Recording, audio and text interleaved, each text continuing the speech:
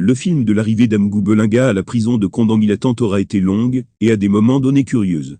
Maintenant le dénouement est connu dans l'affaire Martinez-Zogo. Le principal homme d'affaires suspecté depuis le début d'avoir commandité le meurtre incroyable a été envoyé en prison. Jean-Pierre Amgou Belinga passera un long moment en prison. Le milliardaire Jean-Pierre Amgou Belinga n'oubliera jamais la soirée du vendredi, le 03, au petit matin du samedi, le 04 mars 2023.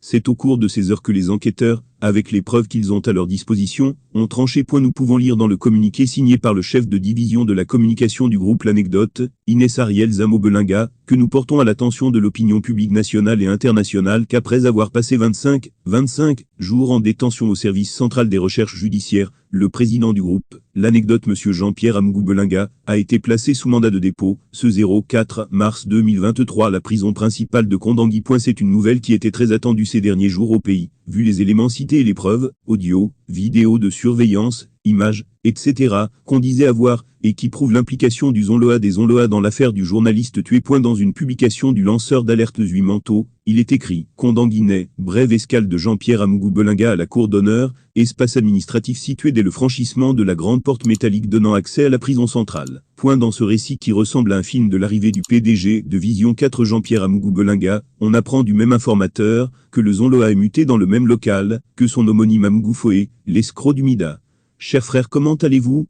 lui a demandé son codétenu. Les jours suivants vont être très longs pour Jean-Pierre Amgou Belinga. Si plusieurs autres personnes gardées à vue comme Bruno Bidjan ont été libérées, le propriétaire de Télésu lui va devoir s'habituer à sa cellule du côté de Kondangi à Yaoundé, en attendant la peine qui lui sera infligée. Mais à cette étape, il ne fait plus aucun doute que Jean-Pierre Amgou Belinga est mouillé.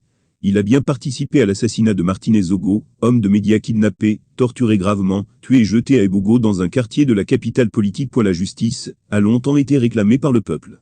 L'emprisonnement de Belinga va-t-il suffire à calmer les ardeurs ? Y a-t-il d'autres personnes dans le coup ? Nous le saurons bien assez tôt.